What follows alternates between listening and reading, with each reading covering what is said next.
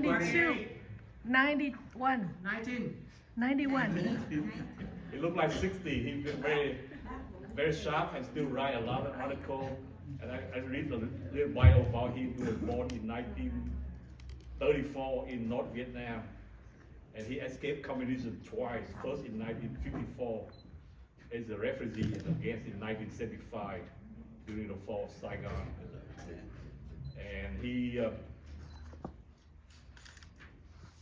settled in Atlanta, Georgia with his family and 3 sons. He taught at the free education system for 35 years. He authored a series of history books from the First Republic of Vietnam, A Great Secret, and did the United States lose the war in Vietnam. And he recently completed a book in the series entitled The Fall of South Vietnam. So, and his first, he will talk about the naked truth about the Vietnam War. So without further ado, I would like to introduce Mr. Mo quickly.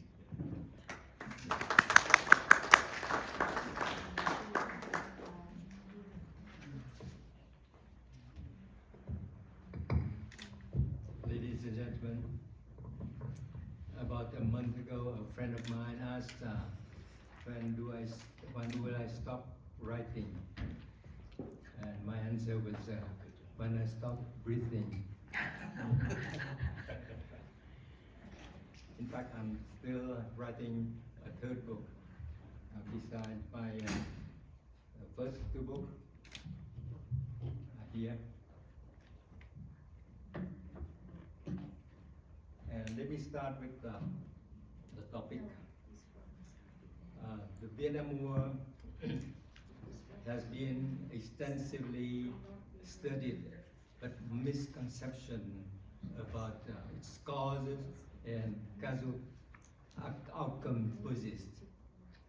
Commonly, the fall of South Vietnam is seen as a moral victory for peace and reunification.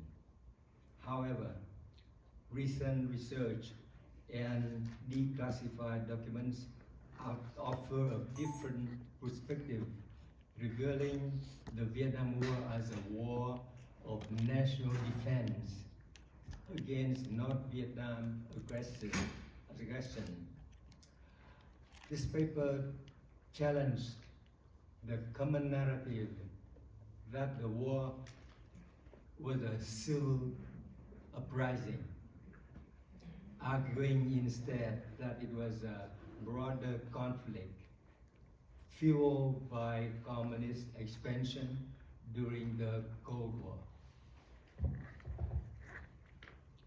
Following World War II, the US adopted a policy of containment in response to Soviet expansion.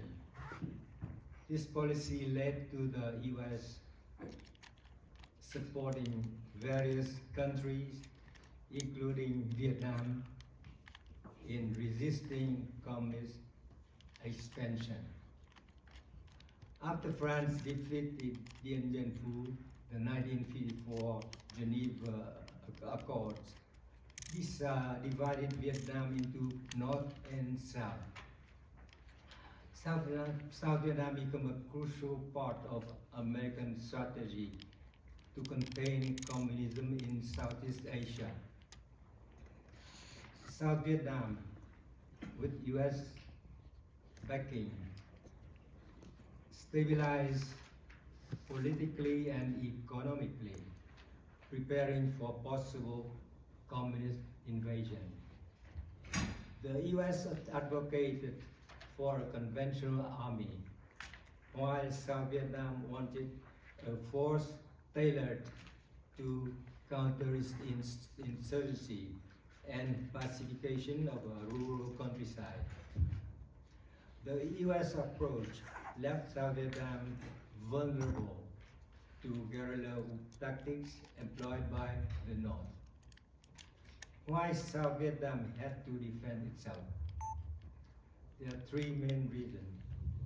First, the brutal land reform in North Vietnam.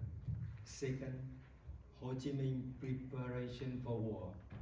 And third, North Vietnamese subordination to Chinese control. Ho Chi Minh land reform, celebrated in the West as a success, was in fact a brutal campaign that used kangaroo court to eliminate political rivals and consolidate power. The reform was conducted under Soviet influence and Chinese control. The claim of the reform was social justice by redistribution of land from the rich to the landless. What was billed as a land redistribution quickly turned into a nationalization, with peasants losing ownership and becoming dependent on state-controlled labor. The land reform was a political tool. The land reform was a political tool for consolidation of power, with estimates of over 170,000 victims. Whole use of terror to suppress dissident, mirror Stalin and Mao method. By 1956, Ho began preparing a war by secretly training young men for North Vietnamese to conventional warfare and guerrilla warfare in the South. Western color largely ignore these preparations. Misinterpretation them as a part of a peaceful unification process. Following the Geneva Accord, North Vietnam set up a sleepy agent and weapon cache in South. Terrorist activities, including assassination, were used to destabilize the region in the South. In 1959, Ho initiated the concerted uprising that led to the formation of the so-called National Liberation Front in December 1960. This falsely portrayed itself as the South Vietnamese resistance movement. The conflict was dubbed a civil war.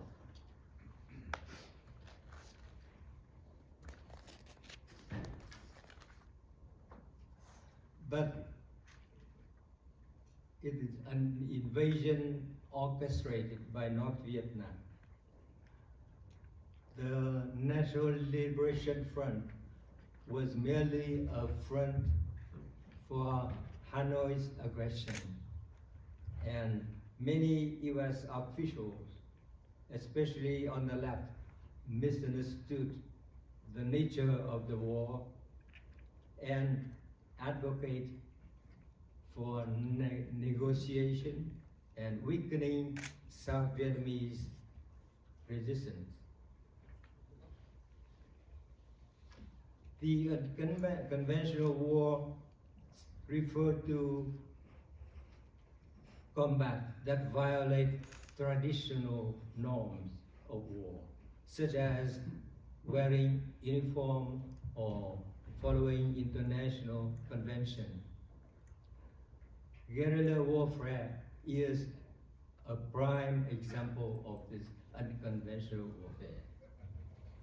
In Vietnam, the guerrilla force were embedded in local communist party cell.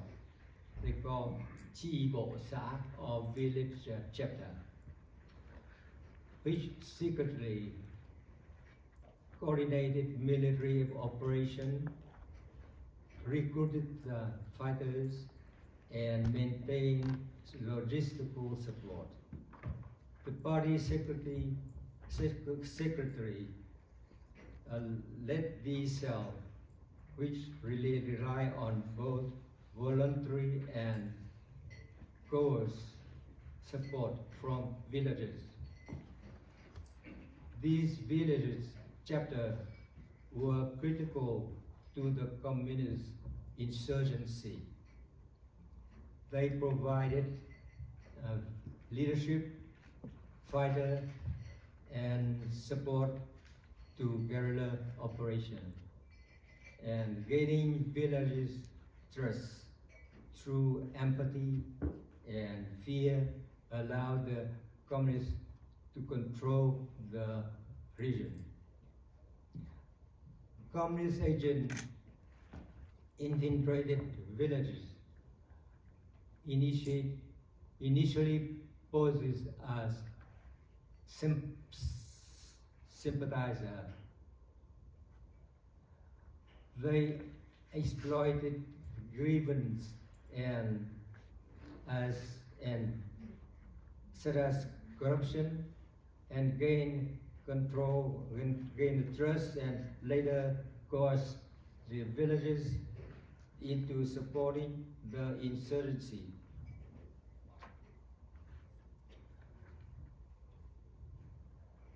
To counter communist infiltration, President GM launched the Strategic Hamlet program, which sought to isolate villages from communist infiltration and influence.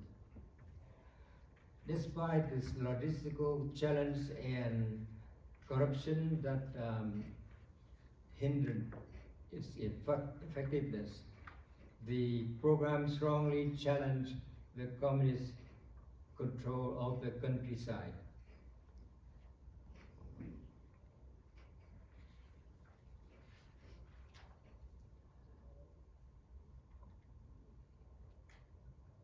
Terrorism play a key role in the communist strategy, using fear to control the civilian population. This fear of a secret agent operating mostly at night in the countryside was very powerful, dominating, and persuasive. The success of fighting people wars came from destroying the villages' chapters through intelligence operation, not just military force. This will be seen later in the later part. The media portrait of the Vietnam War was influenced by several factors, including misunderstanding, sensationalism, and bias, all of which misinform the public. Most of the time, the media perform the function of an echo chamber in the service of communist propaganda, using snapshot reporting paid for speed over accuracy, and committed to advocacy media in the service of the editors who pay for good news in preference of true news. The Vietnam War saw a shift in US policy with each new administration marked by mistakes and missed opportunities that ultimately strengthened North Vietnam's position. President Kennedy's policy in Vietnam, particularly in his approach to Laos and the coup against Belgium, destabilized South Vietnam. His administration actions allowed North Vietnam to expand its influence, particularly through the Ho Chi Minh Trail. The Kennedy administration was found to be helping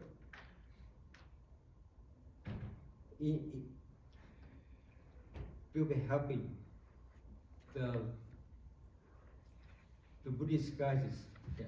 A mysterious explosion killing 7 civilian, mostly Buddhists, take place on the 8th of May 1963 and trigger accusation of religious persecution, which never happened, and it was really revealed to be largely fabricated. Media coverage of this crisis led to international condemnation of the Diem government, setting the stage for the coup. And high-level Kennedy aides like Harriman, Hilsman, and Forrestal, for instance, etc., were responsible for the coup that overthrew President Diem in November 1963. And a subsequent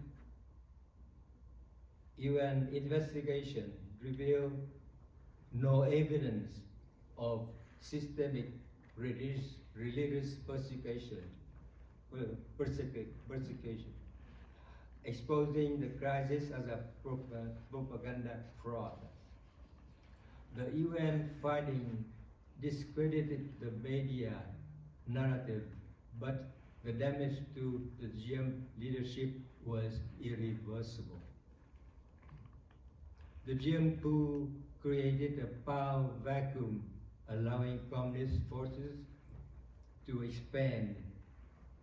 The resulting instability contributed to the eventual escalation of US military involvement under President Johnson. And this time, actually, Johnson saved South Vietnam in 1965 from falling under communist onslaught. Johnson's approach to Vietnam War accepted the concept of limited war, which aimed at a stalemate and a clear-cut victory. His choice is this: using limited war to avoid all-out war in nuclear exchange with the Soviet Union.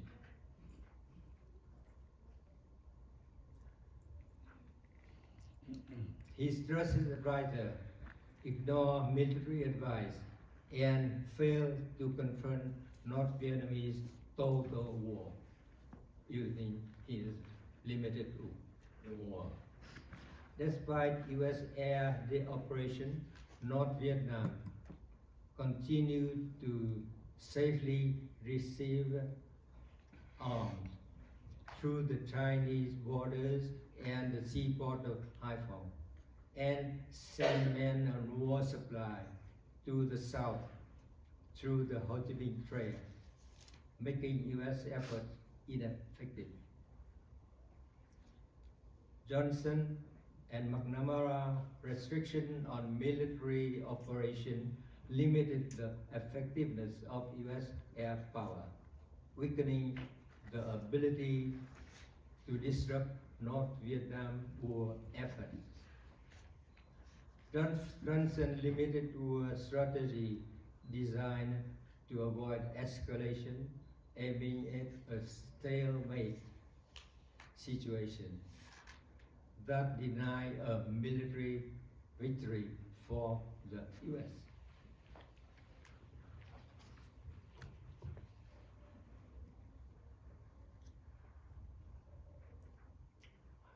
The ground war in Vietnam is better than the air war in the north. Despite restrictions, US forces achieved success in battles such as Van Tuong, Pleme, and Ia Drang, thanks to superior mobility and firepower and hardware.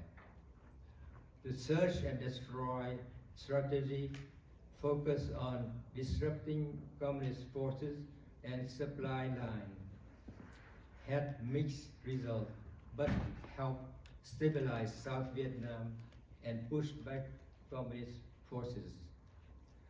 Operation called Search and Destroy Operation displaced many civilians, some of whom later defected to South Vietnam, weakening communist forces. These operations also disrupted enemy logistics, leading to a decline in morale. The search and destroy missions hit the communists at their stronghold, liberating the peasants from under captive from and even caused elements of the communist infrastructure to change allegiance. And intelligence from deserters caused more and more disruption of communist infrastructure. The Third Offensive of 1968 operation and the defeat of communists resulted in the paralysis of communist infrastructure in South Vietnam. And this is the reason why we have to launch the 1972 offensive to hope to renew the infrastructure in the countryside. The Third Offensive and the defeat of communists result in a paralysis of communist infrastructure in South Vietnam. The next issue is the last one, the Cold War and the fall of South Vietnam. The US's involvement in Vietnam was rooted in Cold War geopolitics, with the goal of containing the spread of communism. McNamara's policy of self-restraint in armed development weakened the U.S. defense capabilities strategically and contributing to the loss of nuclear superiority to the Soviet Union. By early 1970, the Soviet Union had gained nuclear parity with the US and shifting the balance of power and contributing to strategic uncertainty. The strategic fallout led to the US disengagement from South Vietnam, which was purely political and self-inflicted, as domestic support for the war dwindled and Congress cut aid to South Vietnam. Had the US continued to support South Vietnam after the 1973 Paris Accord, it might have survived the communist takeover. The fall of South Vietnam resulted from strategic misjudgment and premature disengagement. After successively repelling North Vietnam in 1972, the offensive, South Vietnam could have survived had the U.S. honored the 1973 Paris Accord and responded to violation by North Vietnamese. A few more years of support, perhaps until Reagan's 1980 inauguration, might have preserved South Vietnamese independence. Unfortunately, this did not happen. That is all I have to say. Thank you very much.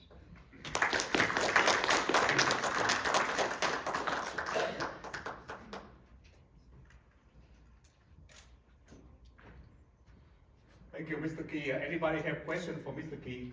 Yes, sir. Okay.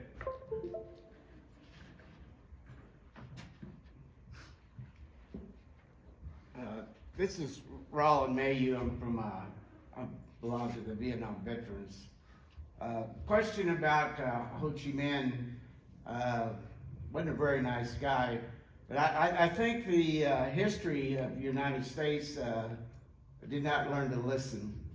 They had the opportunity to listen to Ho back in World War II in the United States in response to him. He had the opportunity to not to go communism, and I think that it was a bad choice for him, but that wasn't ours. The question is do you think he ever been rehabilitated, or was he an opportunity just to stay a communist? You know, yeah, he actually acted like he wanted to, you know, be on the positive side, but he decided to go to the communists. And you know, he was a bad guy. He wasn't friendly to people. But you know, it was. And also the other question I have, I was over there in '66, '67. Was it? We don't hear much about a religious war. Is the Catholics? Was it a Catholic war? Or, you know, here I am, a Christian, and everybody talks about war. You know, when you're raised in America, you go to church and you believe in God. I didn't know how much God was in Ho. That's what I want to know. Thank you. That is a very good question. From what I know, Ho had plenty of opportunity to show that he really loved Vietnam and he could live communisthood. That is a question that not true. The answer is yes. Ho is a committed international communist. He always support Stalin and Mao. He called Stalin grandpa because he's uncle. So Stalin is up, yeah. And he worshipped communism, and he committed to killing Vietnamese for the service of communism, like in the land reform in 1956. He killed 170. Now this is an official record. It could be more. Nobody knows. Okay, but according to official records, 170,000 victims were found by official information. And he's so committed to communism that he tried to stay on as even after the bloody land reform. He stayed on to make more sacrifice by the Vietnamese for his ideology of communism. So there's no reason why he could be a friend of the free world of the United States, as somebody claimed. That is my answer. Yeah. Can I? Yes. Okay. If you don't forget, in early 1900s, Ho Chi Minh, as a young man, left Vietnam on a merchant steamer to France. At that time, he about 20 something, and he contact with the communists of the French, and he a member of the second Comintern, and he's founding member of the Communist Party. And after that time, he went to Moscow and attend the university for train the spy. And for a missing years, he come back to China and create the Vietnam Communist Party. Firstly, the Indochina Communist Party. So the time when he contact America is about 1940 something. That means he too dedicated to communism. His brain is dragged, cannot washed. So remember that fact. So do never believe that Ho Chi Minh or any communist will revert their ideology. Well, he had it mixed up. He should have put God then country. And Yeah. God probably wouldn't have let him do that. Okay, thank you so much. Thank you. No, great good answer. Thank you. Thank you for that great question. Without further ado, I would like to introduce our next speaker is Mr. Michael P.V. Doe. Before I read his bio, his topic is about concentration camp in Vietnam, which he lived through for 10 years after the Vietnam War. As a military officer, he was punished. So his brief bio is that he got a BA in political science from Van Hart University, graduated at Val Victoria in 1975, got a BS in electrical engineer from the University of Texas in 1998,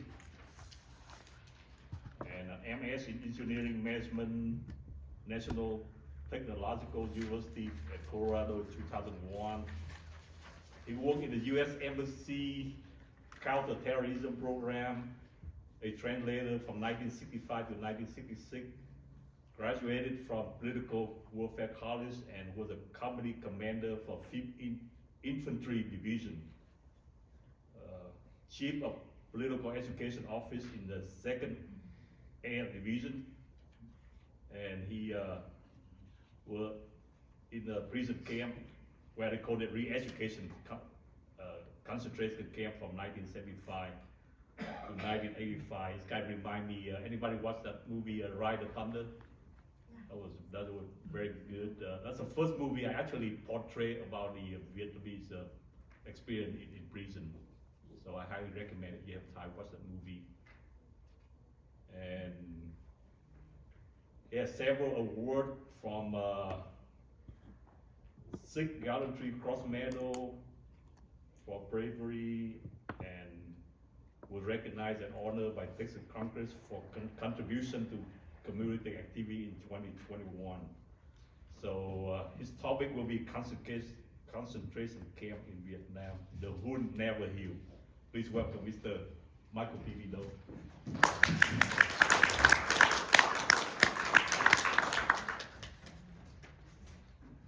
Thank you, Mr. Dr. Nguyen, for nice introduction, and thank you everyone for coming today. Help me encourage me, and I think a lot of you Vietnamese. I would rather speak Vietnamese, but that's kidding. All right. I prepare my presentation for 20 minutes, but when I practice, I have to take up some section to make sure that I will speak clearly to you and got enough time. So I skip the introduction section. Please go to slide 3, please. Okay. I would like to talk about the deception. How come hundreds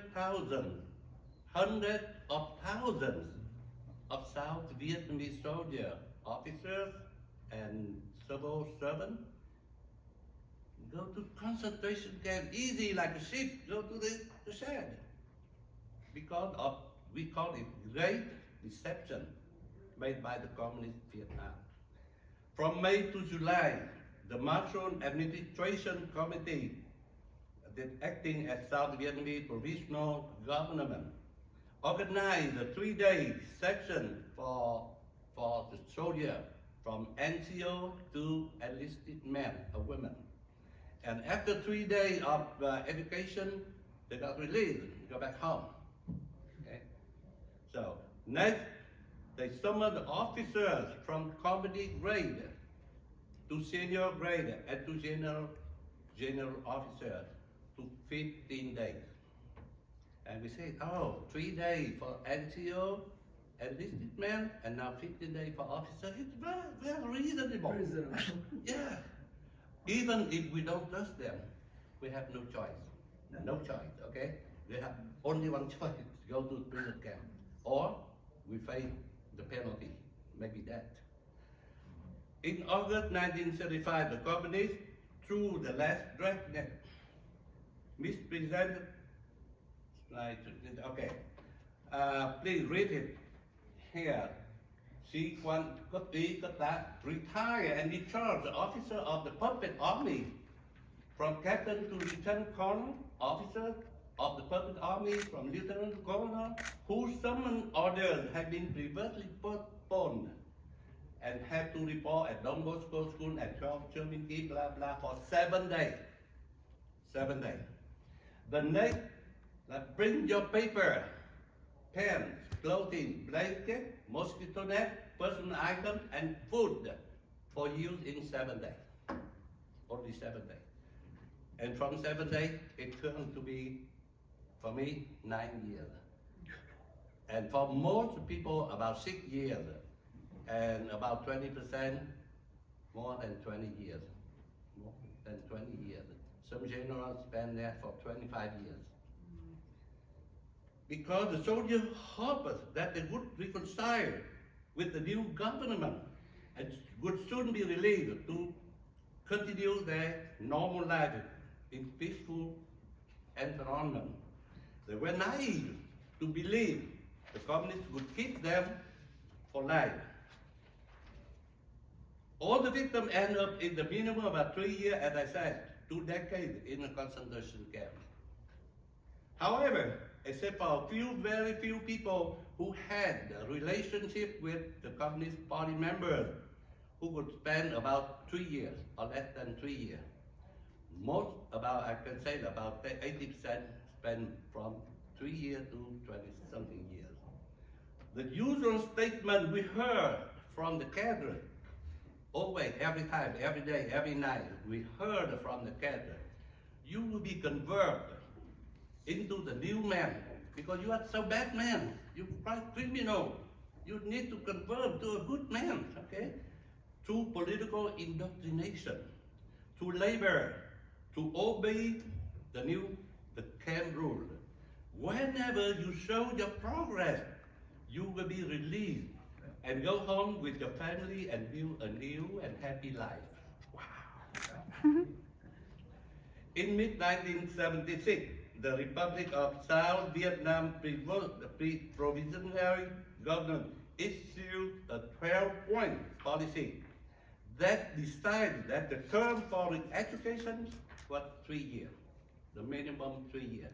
But not that term 3 years, it's a term That means after this term, you will have the next term, and next term, and go on next term, and about 5, 6 terms. That means 15 years. So they're very good in using words. It was estimated more than 1 million people in the South underwent short-term detention. 1 million. And approximately 200,000 people detained for at least a year.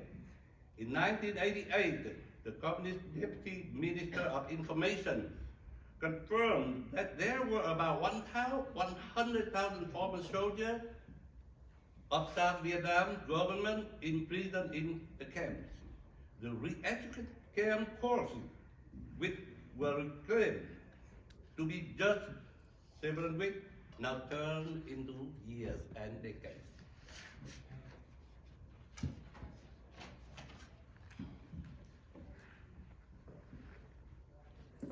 Okay, I will talk about the camp condition and work and coordination and punishment. That's the three main items. Although South Vietnamese surrendered and the country was unified,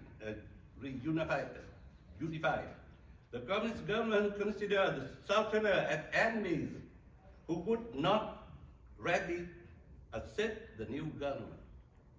Furthermore, 20+ years of war had instilled in them a deep hate toward the South Vietnamese people, soldiers, and they were still afraid that hundreds of thousands of armed soldiers would form an opposing political force, causing a clear and imminent danger to their new regime. So without trial, the communists charged the soldiers with betraying the country, betraying the fatherland, and being dangerous to the domestic security. Explaining the reason for not bringing the soldier to the trial, they said, "Oh, the trial is a hard punishment. You do not deserve it. Okay?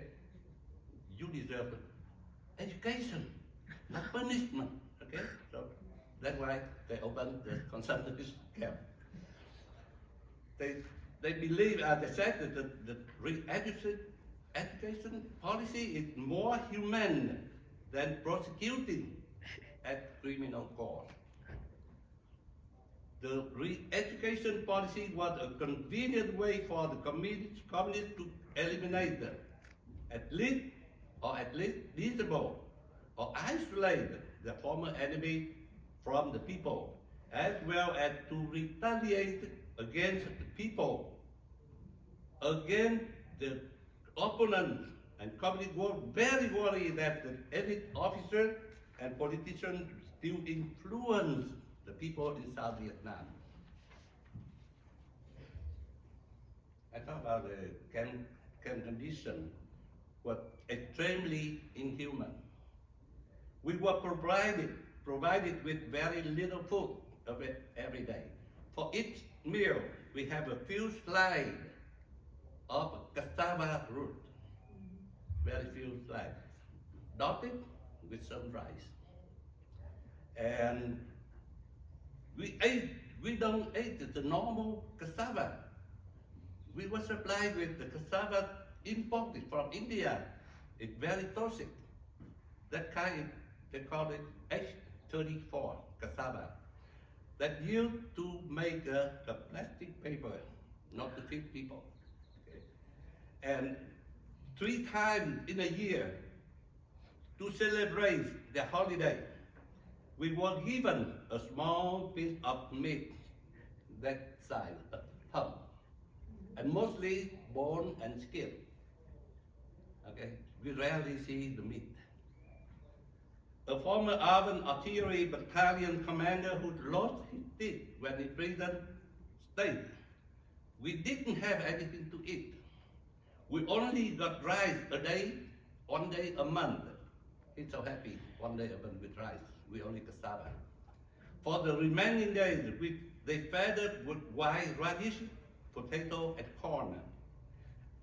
In Hà Nam province, for 2 years in a row, there were about 15 people died each week from starvation and disease until prisoners were allowed to receive food and medication from family. During years of re-education camp, we ate whatever creature, whatever move on the ground, worm, cricket, frog, dog, whatever, even snake, lizard, and insects. Sanitation and medical care were very poor. There were no medication other than some oriental medicine made from the leaf and the root they pick up, along the road or in the garden. Without painkiller, pain relief medicine, they removed the decayed tooth with a pair of pliers or a nail. A prisoner who broke his limb while working would be treated at the prisoner medical station instead of being sent to the hospital, because the hospital is not our standard.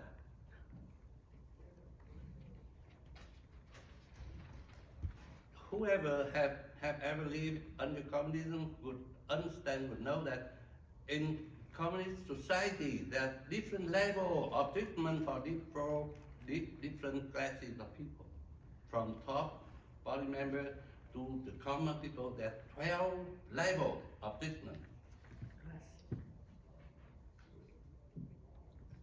At Dong Giang re-education camp in Thanh Hoa province, about 100 prisoners died of lack of food and untreated illnesses. At my camp, Xuân Phước, we work 8 hours a day on the field under scorching sunshine or torrential rain. In the beginning, we had to clear the bushes and cut down the trees to convert the jungle into the land. The camp set the daily quota for each prisoner, like we must dig a minimum of 20 holes per day. The hole is about 20 by 20 and 20 to plant the cassava root. The quota increased day by day until sometime it go up to 54 or 50 or 60 holes per day, and we have to finish it. Without finishing the quota that day, we were not allowed to go to the stream to take a bath. So we have to go back to the camp dirty and sweaty. And at some of the camp, prisoners were forced to clear vast areas that previously were minefield. Many people lost their lives or had their limbs amputated. Prisoners at all the camp were forced to dig 10-meter long canal every day to cut a cubic meter of wood for the camp to use in the kitchen. And we do the manual work with using our hands and the tool, whatever tool we made in the camp. We can make every kind of tool. We can make a saw, we can file, we can make a knife from whatever we pick up on the field. Okay. And the prisoner death rate was very high, thanks to starvation, disease, and hard work and hard punishment. Some academic study by American researchers gave a total of 160,000 people who died in concentration camps.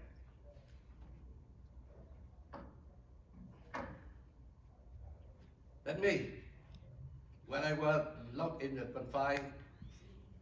confinement, that's me, with a shackle at the ankle and a rod, an iron rod through that tube, and I had to face the wall and have only one position, head sitting and head lying, because my feet was so close to the wall, so I cannot sit up, nor lie down.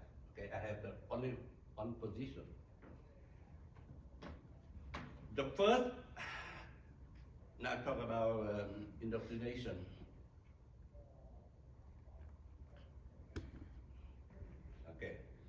First and foremost, prisoners had to declare a detailed life history of themselves and 3 generations of their family, including everything from birth until April 1975.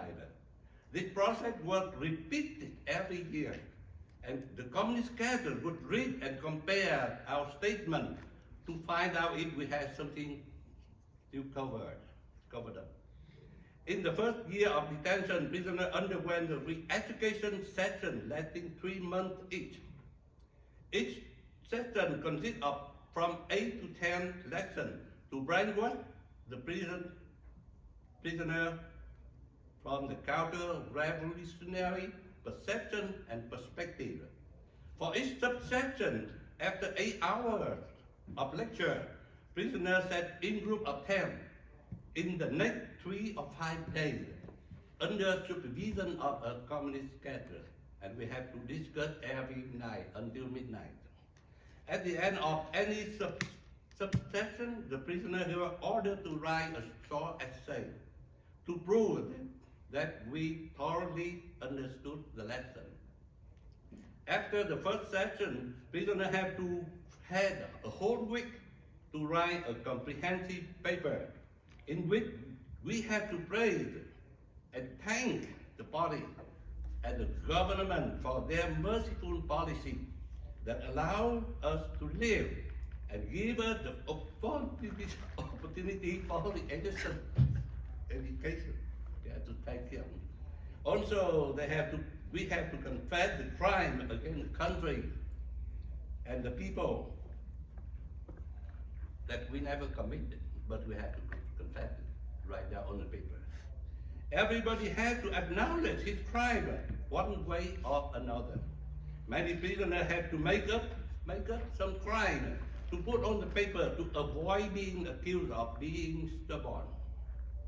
The cadre insists that the more crime we confess, the more we prove our sincerity, and the sooner we would be released.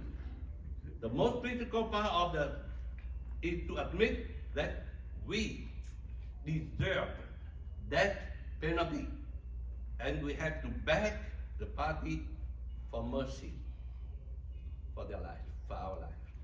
The second session was to prepare the prisoner for extended stay in the camp. After 3 years, now the second session, they make us learn something to prepare our long-term in prison. Communist forces the prisoner to write letters to convince our family to move to the so-called new economic zone. This was a new attempt to clean up the townspeople from the city, giving room to newcomers from North Vietnam. It was an irony when hundreds of South Vietnamese elites, many of them college graduates, were lectured by the communist educator who had education level of a middle school student. Indoctrination sessions continue each year, but when time goes on, it less turn than the first year. Now, the cruel punishment. Although we predicted bloodbath did not happen, indiscriminated killing were carried out in the camp. Not happened after 75, but it gradually happened in the camp. Prisoner was shot dead at the scene if they attempt to escape. At camp in Mekong Delta, our region that previously was communist secret zone, they would mercilessly beat and kill prisoners for no reason at all. They can punish prisoners who express their mistrust towards the government, the communism, and who violate the camp rule or did not work hard enough, by locking them in confinement for months, like you see that. And the prisoner will set on a cement platform with both leg, ankle, tied shackle. The orderly would locked both his leg and ankle with very tight shackles. He was given a meal consisting of approximately 2 spoons of rice, added much water, salt water, small rice, a lot of water, salt water, and we have 1 meal per day. The punishment could last 1 or 2 months and longer until the prisoner become a walking skeleton.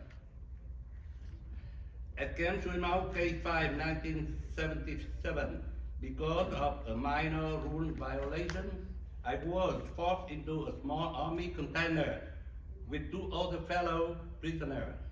The container was sealed and put in the open air in summer when the temperature raised up to 40-something degrees C. And 3 times at Camp Sun Phước, I was locked in the confinement cell with both my feet shackled to the wall during winter time when the temperature dropped to freezing point. The fact that prisoners were beaten to death was not rare, particularly in the Mekong Delta region. In October 1979, my friend was suffered to death by bombing the Vườn Đào camp commander. He used a bat tower to choke him to death because he could not could not convince my friend to accept his idea. That means he fell in an argument. Okay, he fell argument and he killed my friend.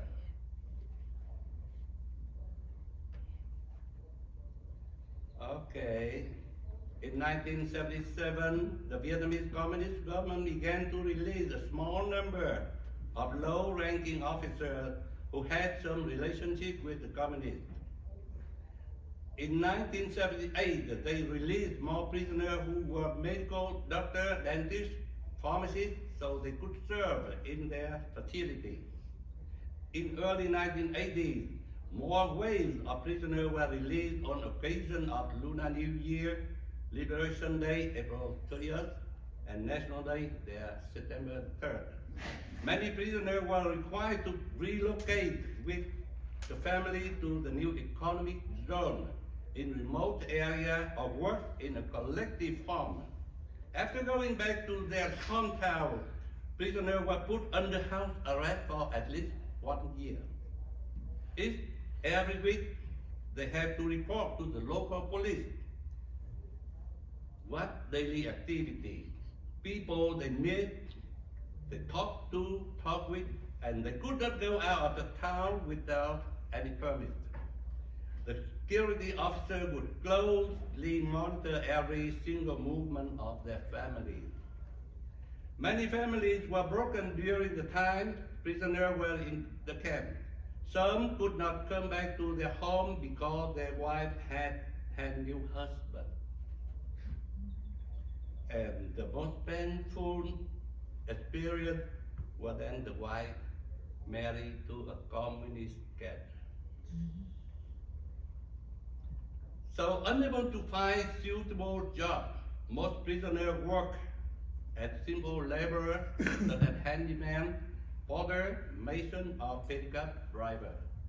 We soon realized that our children were not allowed to attend college or university. The communists applied a 3-generation discrimination policy for former soldiers and civil servants of the Saigon regime. We were at the bottom of the classification of the society.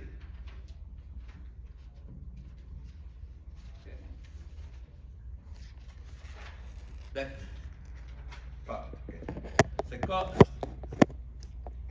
Psychology impact.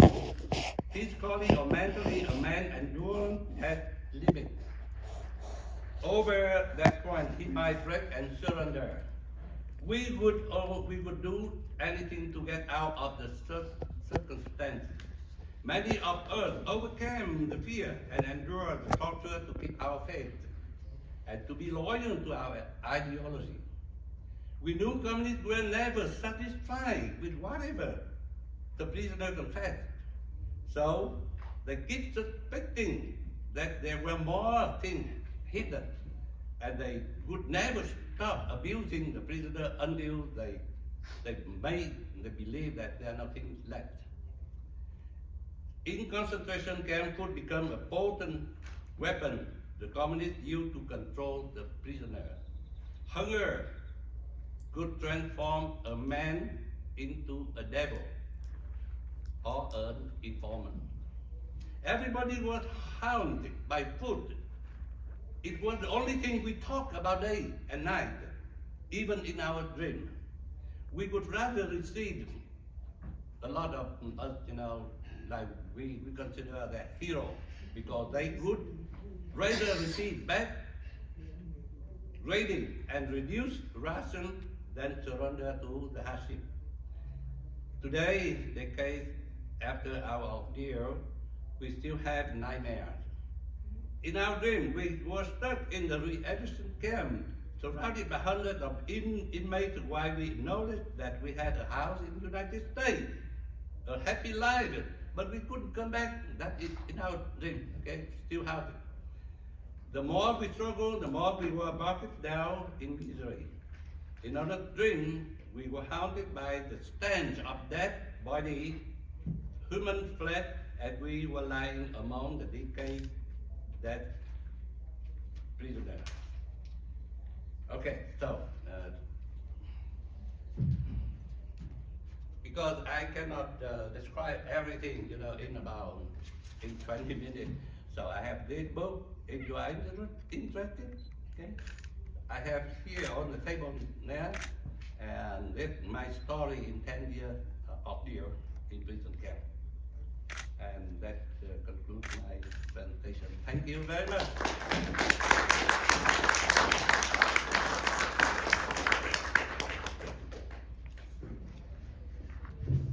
Thank you, Mr. Michael. So that's very powerful. And Dr. Hung will have one question for Mr. Do. Of course, thank you for your service. Just two questions. The first one, I was reminded of Father Nguyen Lễ. He spoke about the fact that you put so many men of reproductive age into concentration camp is an effective sterilization of the whole Vietnamese population in the South. And would you care to comment on that? And secondly, Dr. Dong and I, we part of a committee to commemorate the 50th anniversary of Black April. And ever since we announced that, we've been receiving a lot of emails from families that detailed about the family that were lost in the concentration camps. I think right now we have the numbers that I have is 920 something people. That brought up the question of the numbers of people who actually died in concentration camp. And I think I've seen numbers as low as 120,000 and as high as 200,000. I think you brought up the number of 150,000. I just want to know how we came up with these numbers and if there's any sources to these numbers that you have used. Thank you. Thank you very much. Okay, for the first question, I would say, each camp has a different treatment, different policy. Of course, they have the sole policy from the central, but when they apply to the camp, it would rely on the camp leader, the camp commander, and he's the king, he's the emperor of the camp. So maybe Mr. Linh Mục Nguyen Hữu Lễ experience different than mine. So you can talk to different people, you will have a different story. So I cannot comment on whatever Mr. Lễ said. And for the second question, the number. Until now, 50 years after 75, the communists still not declare, not give the public the number of how many camps they built, how many prisoners they keep. But I have in my somewhere here, I have the number because I look on CIA database, and some from the communist prime minister, and like I said, from communist prime minister of information. That's what we got. Other than that, we don't know anything. We don't know anything. The number of how many dead, how many prisoners, we don't really. So whatever we need in future, we need them. The communists, if they want to reconcile, okay, with us, want to change, okay, to build a new society, they have to confess the crime and public every number what happened in the last 50 years. Thank you. Can I ask a Yeah, question? one more question, please. Hi, my uncle was an admiral, so he lost 20 years in the concentration camps. I have a question. You said that the PRG came out with a 12-point plan. Was it the PRG or was it the North Communists, that put that together? Because there's a memoir out called The Memoir of a Viet Cong, he claims that the PRG didn't have any power. They couldn't do anything about re-education camps. They were forced to, by the NVA. So I'm curious to know if it was the NVA or the PRG or actually both. Actually, whatever happened in Vietnam was, run by Hanoi Communist Party. So whatever name they disguise, they're communist. NLF or Viet Cong or UKIP or whatever, they're communists. The communists they left behind after Geneva Agreement. They left behind thousands, tens of thousands of captives, okay, to prepare for the war. So when they rise up, they use different names. They make believe, they make the people and the international believe that the movement from the South Vietnamese people, not from North Vietnam. But until 1960, December 1960, in the third Congress of Communist Party, they declared three targets, okay, three goals, three targets. First, created the National Front of Liberation to liberate South Vietnam. Okay. Second, establish the socialists in North Vietnam. And the third, go forward to reunification. So from that, we believe, and we have proof that everything happened in South Vietnam was the work of North Vietnam. Thank you. Yes, Thank you. sir. Yeah, one more question. I would like to make a statement, if I may. My apologies to impromptu. Don't worry, but, you have all the time. There's a story that I don't think anybody knows about a friend of mine and the HACO program. And so I thought, since this is being recorded, I probably ought to tell the story a little bit so that people know it. Please. Yeah. So some of you may remember General John Vesey. General Vesey was retired chairman of the Joint Chiefs of Staff. He was appointed by President Reagan, I think 1987, something like that, to negotiate with Hanoi on American MIAs. But General Vesey, he's from Minnesota. I lived in Minnesota. We were friends. I shared things.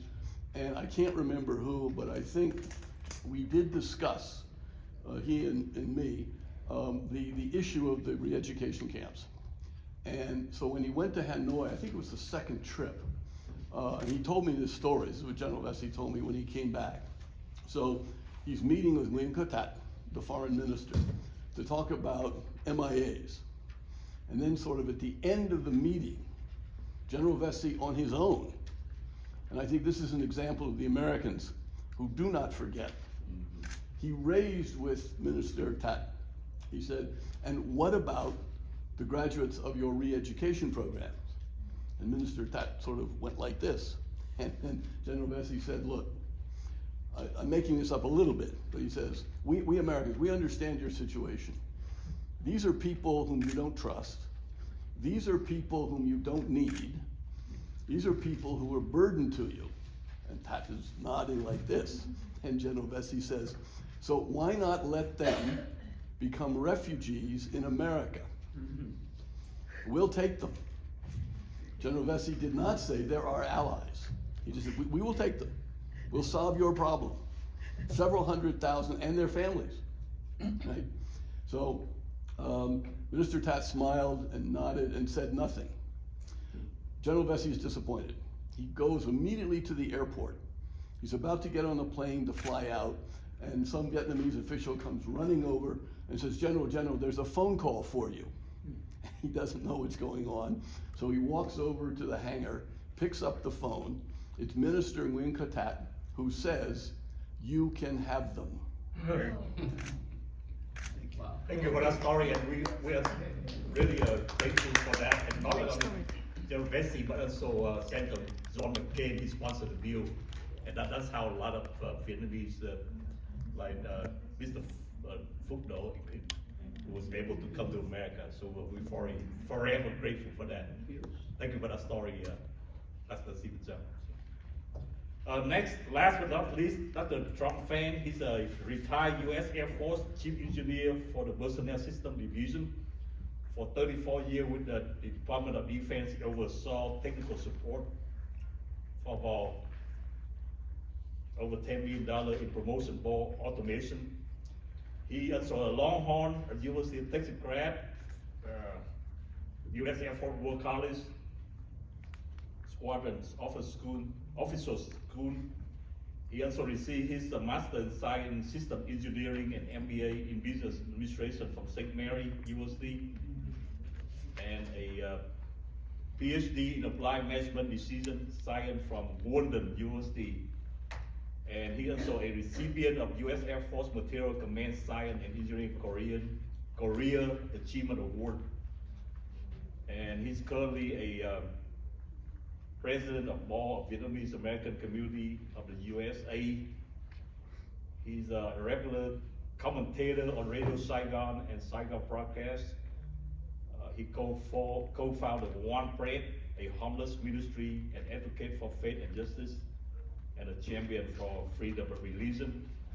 And as a fellow Catholic, I really like his topic about how, I will let him introduce the topic about the religious persecution in Vietnam. Thank you. Yeah, thank you, kid. And I'm standing between you and dinner, so I will be kind. I will be short. But since we're on the record line, I would like to recognize in March 1975, there 5 young men came to DC together because they have served in Vietnam when they in their 20s. And one of them is sitting right there, Mr. Steve Young. They saw the loss of Da Nang, and they worried for the life of their loved one, their friends.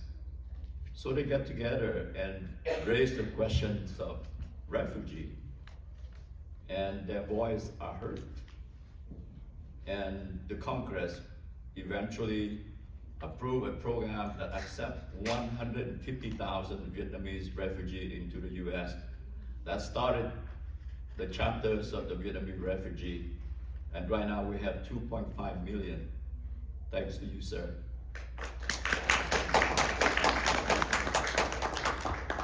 Well, beginning of last year, I was asked to join, be a contributor to a study by U.S. Commission on International Religious Freedom about the state-controlled organization, religious organization. And I contributed from the point of view of the Catholics. And their report was published in September 2024, you can find it, you can Google it. And I wrote about the Committees for Solidarities of Vietnamese Catholic. It is a state-controlled organization to influence and hopefully someday to replace the Vietnamese Catholics. I choose not to talk about it. Instead, I print my study in Vietnamese, and hopefully you can find a copy. If you want something to put you to sleep, that's a good start. But anyway, I will quickly go over the CPV, the Communist Party of Vietnam control strategy, its control hierarchy, and the lawfare against independent religious organization. I also briefly describe the existing state-controlled religious organization, and especially the Committee for Solidarities of Vietnam Catholic. It is a state-controlled organization founded in 1955, and their sole purpose was to control and replace the authentic Vietnamese Catholic Church. But lucky for the Catholic Church, we have a good relationship with our universal church, and we very organized. So we still survive, but we wounded. And that's why I bring up this topic. And we need help. Next slide, please. Oh, I can use this. Okay. Anyways, to create the religious control organization, the Communist Party of Vietnam used 3 different methods. The first one they call substitution. The government outlaw independent religious group, and they create state control alternative. And these alternatives mimic the name, the structure, and function of the original religious institution. However, they are directed by the Communist Party and the government to serve the interests of the party and the state. Example of the organization is the current Vietnam Buddhist Sangha, the 1997 Cao Dai sect, and the official Hoa Hao Buddhist. The second strategy they use called co-opting. The government incentivizes compliance with the government policy by offering existing religious institutions legal recognition, easing restriction on them, and providing some permit to build religious facility. And members and leaders of the religion might feel that, well, they can operate within the strictly controlled and protected government, and they think that's the way to survive, but they was wrong. And this organization is the Evangelical Church of Vietnam North and of Vietnam South. The government of Vietnam will wait when the time is right to totally turn them into a state-controlled organization. We will see that. The third strategy is infiltration. This strategy is used where the government cannot fully control a religious institution due to its connection to an organization beyond the boundaries of Vietnam. And the government therefore established a pseudo-religious organization whose members are also the members of the Catholic Church. But these members will help the government to interpret religious teaching, practice, to support CPV mission. And it is the Committee for Solidarities of Vietnamese Catholic, which I wrote about. How do they have a system to control? This is basically their hierarchy. There are 3 key parties and government agencies are tasked with monitoring and controlling religion. The Communist Party organization called the Fatherland Front of Vietnam. Tiếng Việt mình gọi là Mặt trận Tổ quốc. They are responsible for contributing to the development of laws and will help recognize the religious phenomena, and it's also influenced religious organizations to state-appointed religious leaders. The second organization is on the right, you can see right there, is the Government Committee for Religious Affairs, which is under the Ministries of Home Affairs. They are responsible for producing law to regulate the practice of religion, approve and monitor the operations, government-sanctioned religious organization, and direct the appointment of religious leaders also. The third key organization is the Ministry of Public Security. They enforce law and monitor religious community through the Directorate of Homeland Security. This diagram kind of shows these agencies, their roles, their responsibility, their position, but they work together and orchestrated by Communist parties of Vietnam. And they have two approaches. First, the influence through appointed religious leaders. And number two, they develop and enforce law that control religious organization and practice. The key person and the key organization there is the Fatherland Front of Vietnam. They basically sound like a voluntary union, and the membership in FFV is actually a de facto requirement for any religious organization wishing to be registered and recognized, with the Catholic Church, again, being the only exception. And most of these key government agencies are led by high-ranking police officials. For example, just last year, a police general named Vũ Chiến Thắng, he's leading one of these organizations, came to Vietnam to help convince the US government to remove Vietnam from the most watchful list. Okay, besides that very strong organization, they have established a number of laws, target and control the religious organization. The first one is the 2016 Law on Belief and Religion. They enable the government to suppress any belief is deemed harmful to the ruling party.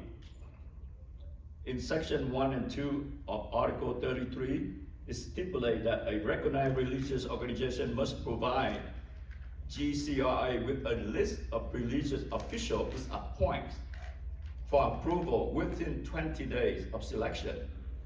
And GCRA have the right to veto. So technically, they influence in the installment of the leader of an organization.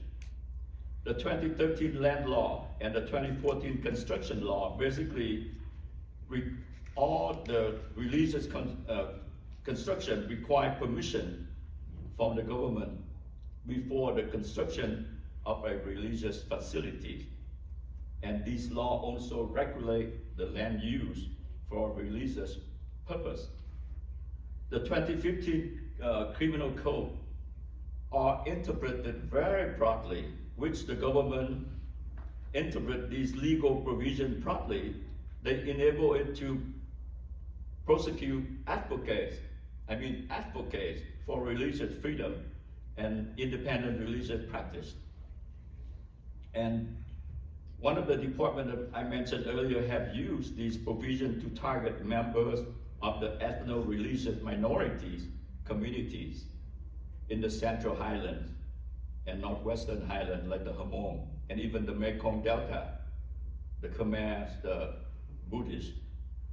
Last but not least, in 2018, Law on Protection of State Secrets. In November 2020, then Prime Minister Nguyễn Xuân Phúc, he announced Decision 1722. He confirmed that the Communist Party had placed its agent in each religious organization. And this decision determined that the party member will be selected, arranged, and enlisted by authority of religious organization. And this information will be the state secret. That means no one knows who will be chosen and installed in those organizations. So through those laws, through those structures, they have created 6 state-controlled religious organizations. And I forgot to I mentioned briefly earlier, this organization basically was intimidated and pressed her into submission The state-controlled religious organization is a religious group or institution that operate under direct influence, supervision, or control by the government. And the government exercise significant authority over these organizations, including leadership appointments, property matters, religious practices, and even doctrinal interpretation. That's why you have seen a lot of crazy interpretation from Buddhist monks last year about Buddhism. There are currently 6 state-controlled religious organizations allowed to practice and orchestrate by the Fatherland Front of Vietnam. The Vietnam Buddhist Sangha, the 1997 Cao Dai Sect, the official Hoa Hao Buddhist Church, the Evangelical Church of Vietnam North and Vietnam South, and lastly, the Committee for Solidarities of Vietnamese Catholics. The Committee for Solidarities Vietnamese Catholic is a state-controlled pseudo-religious organization, as I mentioned earlier, unlike the other 5 organizations identified in previous slide. The Committee for Solidarity does not formally or directly control the religious denomination to which it pertains. Rather, it operates through infiltration of the laity and various ranks of the clergy. Its members often hold title and position in the government of Communist Party, Father Front of Vietnam. One of their prominent members of this is Father Phan Khắc Tư, who just passed away this week. The strategy of infiltration includes the appointment of religious leaders, provide differential treatment of the member of the church. They even control the publication of religious material. They did that for many years.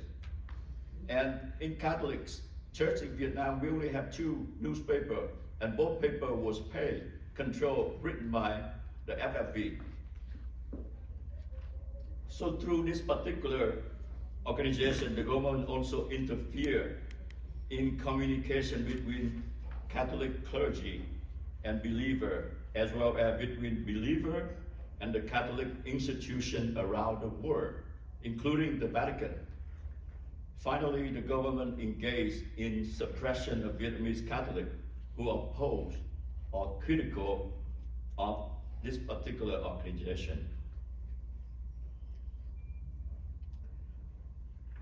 How can we do to help our religious organization if they still can operate in Vietnam and survive in Vietnam like the Catholics? So basically, we need to have a multifaceted approach, focusing on advocating for legal reforms, fostering international support, and empowering individuals within the religious community.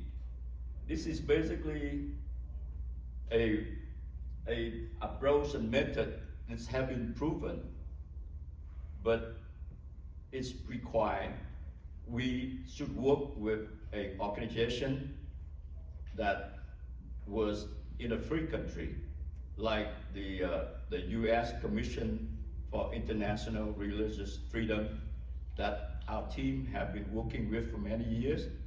We help to capture religious violation report in Vietnam, translate it into English, turn that into a format that users can accept, and put it in their annual report. And because of that, the users for the last 2 years have identified Vietnam on the watchful list. And this particular year, the report they just released not too long ago, they recommend the US government to declare Vietnam as the country of particular concern. And if Vietnam was declared as a country of particular concern by the US government, there's economic sanction. And I think with that, hopefully, the government will back down. But it's still a long way to go. So basically, this is the organization that was filed by U.S. Congress. And I know that someone in the previous presentation that I attend have mentioned this organization. They will form to become like a U.S. watchful eye for all religion worldwide. And the Vietnamese American, like us, could be a part of their team, could work with them to bring your religion, either Buddhism, either Cao Dai or how, or myself as a Catholic, be an ear and eyes for this organization. So the story of religious violation will be told. And the decision by the US government might influence, and our religious organization might have a chance. That's basically my talk. Thank you.